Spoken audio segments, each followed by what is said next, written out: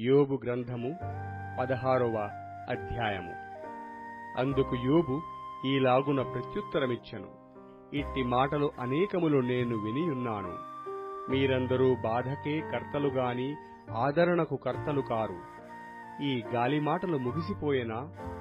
నీకేమి బాధ కలుగుట చేత నాకుత్తరమిచ్చుచున్నావు? నా స్థితిలో మీరుండిన ఎడల నేనును మీ వలె మాటలాడవచ్చును. నేనును మీ మీద మాటలు కల్పింపవచ్చును. మీ వైపు చూచి నా తల ఆడింపవచ్చును. అయినను నేను నీ నోటి మాటలతో మిమ్మును బలపరుచుదునునా? పెదవుల మాటలు మిమ్మును ఓదార్చి ఆదరించును. నేను మాటలాడినను నా దుఃఖము చల్లారదు. నేను ఊరకుండినను నాకేమి ఉపశమనము కలుగును? ఇప్పుడు ఆయన నాకు ఆయాసము కలగజేసియున్నాడు.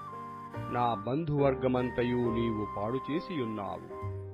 నా దేహమంతయు నీవు పట్టుకొనియున్నావు. ఇది కూడా నా మీద సాక్ష్యముగానున్నది.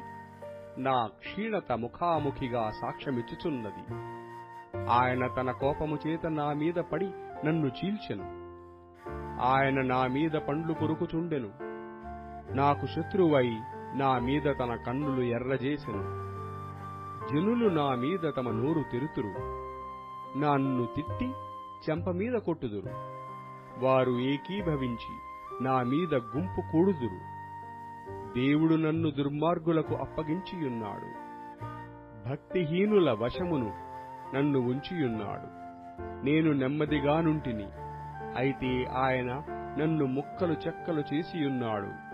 మెడ పట్టుకుని విదిలించి నన్ను తుత్తునీయులుగా చేసియున్నాడు. తనకు నన్ను గురిదెబ్బగా నిలిపియున్నాడు. ఆయన బాణములు నన్ను చుట్టుకొనుచున్నవి.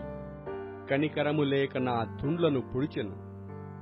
నా పైత్యరసములను నేలను పారబోసెను. కన్నము మీద కన్నము వేసి ఆయన నన్ను విరగగొట్టెను. పరుగులెత్తి శూరుని వలె నా మీద పడెను. నా చర్మము మీద నేను గోనెపట్ట కూర్చుకొంటిని. నా కొమ్మును ధూళితో మురికి చేసి తిని. నా చేత బలత్కారము జరుగకపోయినను, నా ప్రార్థన యథార్థముగా నుండినను, ఏడ్పు చేత నా ముఖము ఎర్రబడియున్నది. నా కనురెప్పల మీద మరణాంధకారము నిలుచుచున్నది. భూమి, నా రక్తమును కప్పివేయకము. నా మొర్రకు విరామము కలగకుండునుగాక. ఇప్పుడు నాకు సాక్షి అయిన వాడు పరలోకములోనున్నాడు. నా పక్షముగా సాక్ష్యము పలుకువాడు పరమందునున్నాడు. నా స్నేహితులు నన్ను ఎగతాళి చేయుచున్నారు. నరుని విషయమై ఒకడు దేవునితో వ్యాజ్యమాడవలననియు, నరపుత్రుని విషయమై వాని స్నేహితునితో వ్యాజ్యమాడవలననియు కోరి, నేను దేవుని తట్టు దృష్టియుంచి కన్నీళ్లు ప్రవాహముగా విడుచుచున్నాను. కొద్ది సంవత్సరములు గతించిన తరువాత తిరిగి రాని మార్గమున నేను వెళ్ళుదును.